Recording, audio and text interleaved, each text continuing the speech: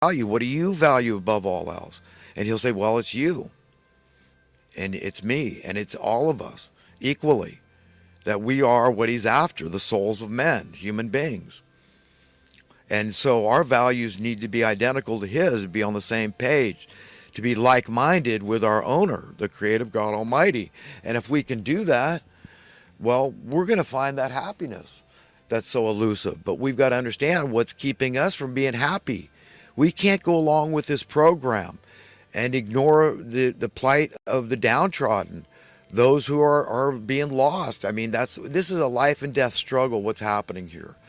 Okay, these satanic forces are after our very lives. Okay, and it takes only a critical mass. And as long as there's a critical mass of establishmentarians that go with the flow and go along with this beast system, again, for all intents and purposes, that's what it is, evil's taken over. In America, the most powerful country in the world, most influential nation in the world, right? The world reserve currency, the most powerful military, on and on and on, right? So that's just the way it is, like it or not. We had a coup in 1963 at the assassination of JFK. This is biblical level stuff I'm talking about here. Okay? And we haven't had America back. We haven't had a semblance of true capitalism. We haven't had a semblance of true democracy or republic, anything else good in this country. Evil forces took over. Okay? And they're destroying us by impoverishing us slowly, chipping away at us. This social Darwinism. And the weak are just snapping. I mean, we're all just links in a chain. And those that don't cope, don't contend for whatever they can't. They're psychologically, they're impaired, okay, because they're just like everybody else, every other human. God knows that we're all money lovers. Yes, so, just because they don't fit in and they're weak and they're not compliant and they're forced to go live under a bridge and die, are they really that much different from you and I and everybody else? But these are who's being picked on, and these are the ones Jesus said, that's me. Do you understand people calling themselves Christians? We bandy these terms about. They're good Americans, and they're capitalists, and all this crap. They're believing in a democracy and a republic, and all this virtuous nonsense they bandy about. God's going to say, I mean, Jesus spelled it. In that day, many are going to call on me. I don't know you. Do we want that to be us? I don't want people's blood on my hands or on my head, man. This is serious, serious, serious, gravely serious stuff. This is about eternal salvation, getting your values straight, man. This is serious. Homelessness could be ended tomorrow in America.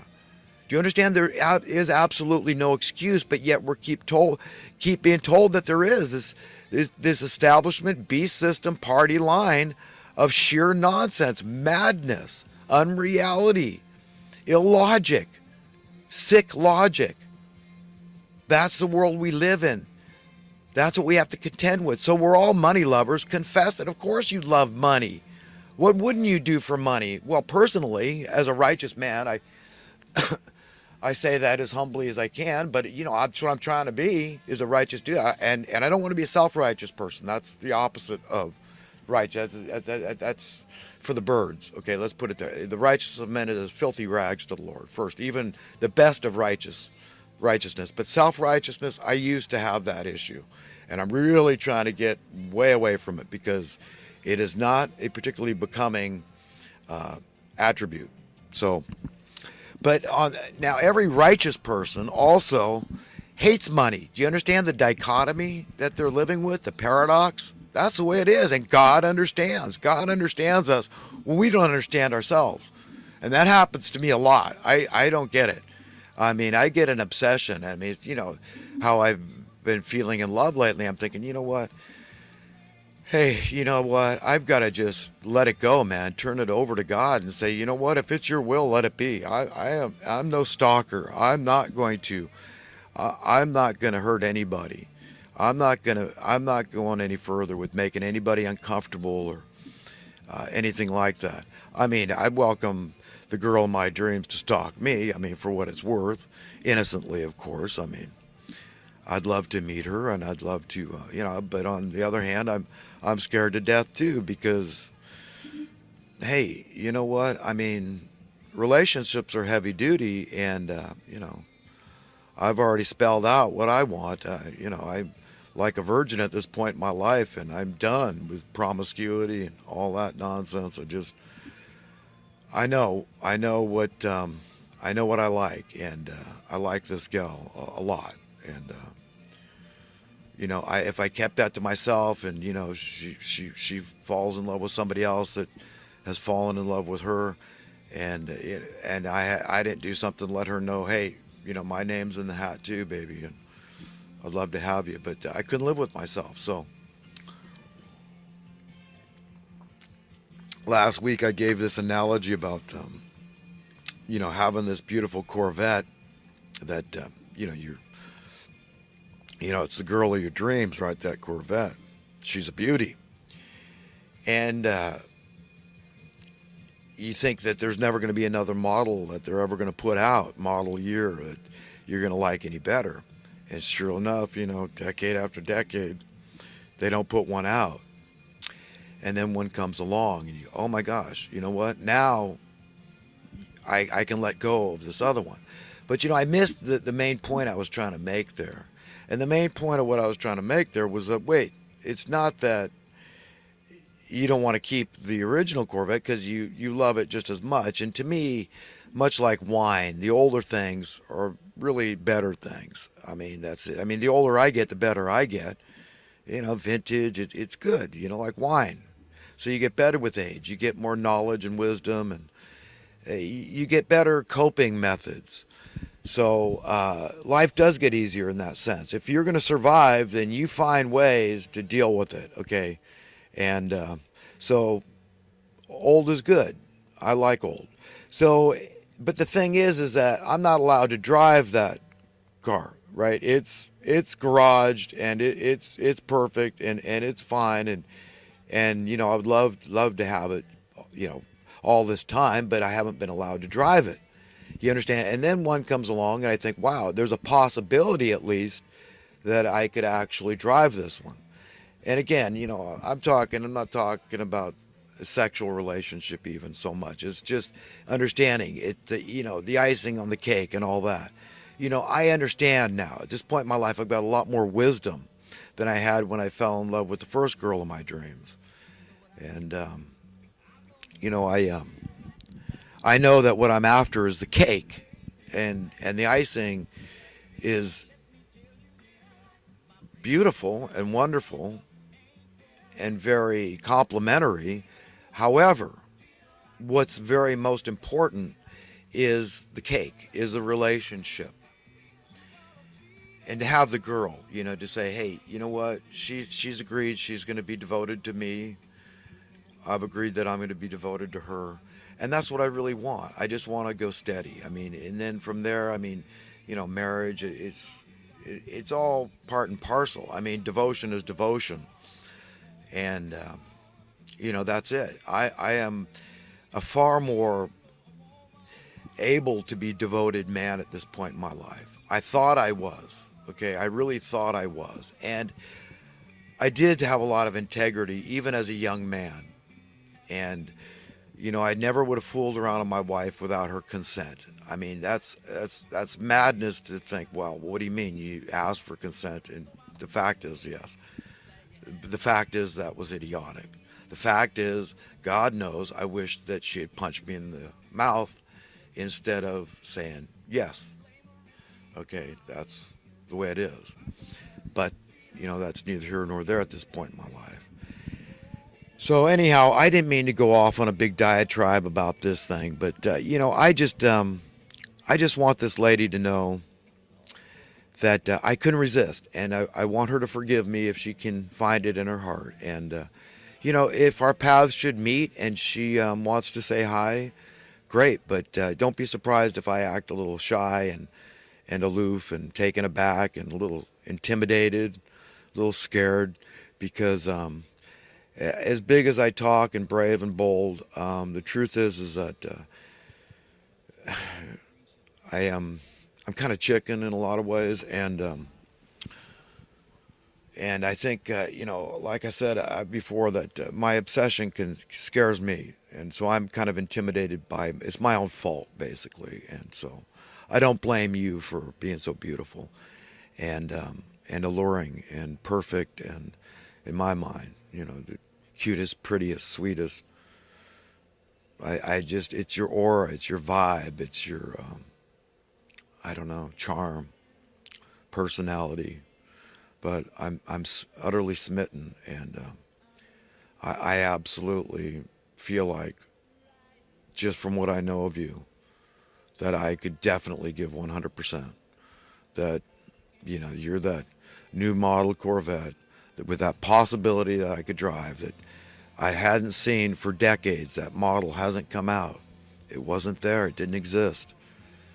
And I see it in you now. Well, that's what I was after all along. This is the girl. This is the girl of my dreams. She's perfect. Perfect for me. And the benefits I've reaped from just discovering this, having this epiphany about this beautiful woman, my life is so much better. I mean, I feel like I got away with something here. I'm never going back, even if my love remains unrequited forevermore. And that could well be the case. I might be dead today. Who knows? It doesn't matter that much. But my life is so much better. I'm cleaner from head to toe, from fingernails to feet. My house is cleaner. It's going to stay that way. I'm more organized. I've got a better life because of it. And there was physiological things that took place. God really kind of put me through the ringer, and it was a little bit painful, and it was a growing experience for me. And my house is a lot better. I've got 2 single beds set up. I could have an innocent sleepover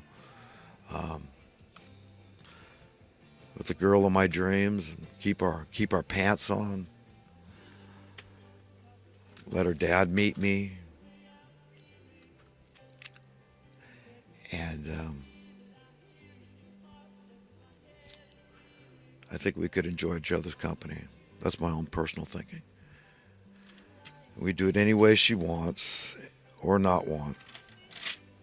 But she's welcome. And I would like to meet her. I would like to see if I'm brave enough with God's strength to meet this girl. And I hope anybody else listening to me can bear with me, but this is a big deal for me because it's been a long time since I've been able to feel like I could let go. And it's been by the grace of God. And it's put me through a lot of positive changes, a lot of positive growth. And so I just want the world to know that a man cannot be content, can never find happiness, can never be satisfied, can never be whole without at least seeking to find the girl of his dreams, to be utterly smitten, to be in love. That's it, guys. That's what I would tell you. Don't ever think that you don't need that missing rib. God made you to need that missing rib. Don't worry about overpopulating, okay? Don't buy that crap you learned like me when you're 18, 19 years old in college and learning health science and teaching you how to be a wanker. And hey, guys, you don't need they literally tell you can look at these images. Literally, this is what, almost verbatim. These men are looking at images of naked women. That's what they tell them in this college, university level health science video. These guys, and you watch these men, doing their thing. And guys, you all know what I'm talking about.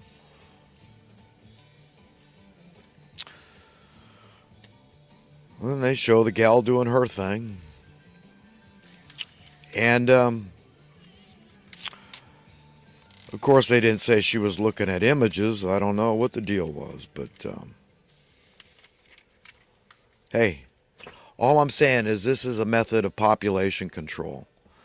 That they want guys to think, hey, you know what, you can't afford it. Everybody's telling you, oh, no, there's, welfare. Of course, you would never, you're too proud to take welfare, and even if it existed, but, through empirical evidence, you see there is no welfare. I mean, all these homeless people, so, good luck getting help if you get some woman pregnant. The best hope you have is to,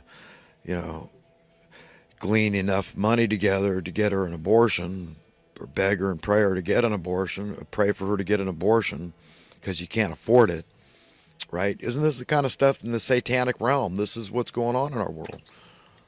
This is it. It's evil. Okay, when the earth is populated to God's satisfaction, he'll pull the fertility plug. Okay, any God that set this universe in motion can certainly do that, right? So don't sweat it, guys. Okay, this earth could probably support 100,000 times as many people. It's none of our damn business.